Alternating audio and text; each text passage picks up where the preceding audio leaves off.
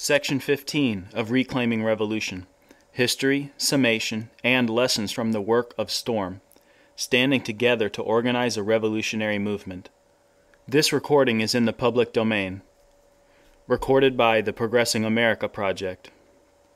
Reclaiming Revolution, Section 15. Approach to Theory and Ideology. Experiences. STORM had a critical and non-dogmatic approach to revolutionary theory and ideology. The slogan, quote, "Take the best and leave the rest," end quote, described our attempt to draw out the strongest parts of different radical traditions. Though we placed ourselves in the Marxist tradition, our approach to it was relatively flexible and unorthodox. This strengthened our work, allowing us to make these politics more relevant and accessible.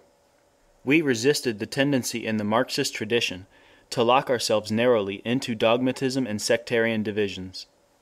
Instead, we drew on different parts of the tradition, for example, from Marx's own writings, from Third World Communism, and from Marxist feminism. We found ways to adapt the Marxist tradition to our particular conditions, making it more relevant to our generation. For example, our emphasis on the intersection between different forms of oppression and our use of facilitative leadership methods resonated well with young people of color in the Bay Area. STORM also made many errors in our approach to theory. Although the priority we placed on theory and study was high relative to the rest of the movement, we still did not take study seriously enough. As a result, our analyses were sometimes crude and oversimplified. We didn't engage in enough internal political debate and dialogue. We didn't use written materials, internally or externally, to help clarify our political positions either. Many of our most advanced members spent all of their time developing trainings to bring newer, less developed members up to speed. They spent too little time continuing their own theoretical development.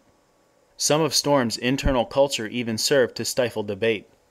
We were sometimes quick to dismiss an idea as liberal, ultranationalist, or some other negative label without really discussing or analyzing it. Although dogmatism and oversimplification didn't define our internal culture, they were present enough to hinder debate and dialogue within the group. In some ways, STORM developed a culture of rushing to unity. We often failed to tease out different political perspectives within the organization. Those differences came to the fore only later, in destructive conflict. We were sometimes dismissive of other revolutionary trends, like revolutionary nationalism. We didn't build strong relationships with organizations in these other trends. And we didn't draw on the useful contributions of these traditions. These errors undermined our ability to act effectively in a politically diverse movement. Lessons. Revolutionaries need to take study seriously. We need to draw from the experiences of past movements and push existing theory farther, based on our own experience. We should also participate in formal schools for study and training. In addition to studying theory and history, it is crucial that revolutionaries study current events. Studying history and theory can offer us a set of skills, but ultimately we have to apply those skills to our own particular conditions. Studying the current conditions allows revolutionaries to understand the terrain on which we're operating, what we're up against, and our strategic opportunities and challenges. Revolutionaries must avoid sectarianism and divisiveness. We need to draw respectfully and critically on many traditions, both within the Marxist tendency and beyond it, without losing political clarity about our own revolutionary vision.